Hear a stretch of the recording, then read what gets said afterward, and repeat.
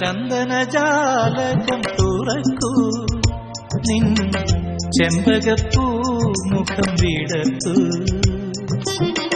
നാണത്തിനെ തീരി കൊളുത്തു, ഈ നാട്ടുമാഞ്ചോട്ടിൽ വന്നിരിക്കൂ. അഴകുഴിയും മിഴികളുമാ കുളിരണിയും മൊഴികളുമാ ഒരു മാത്ര എന്നെയും ക്ഷണിക്കൂ. ഈ രാത്രി ഞാൻ മാത്രമാ.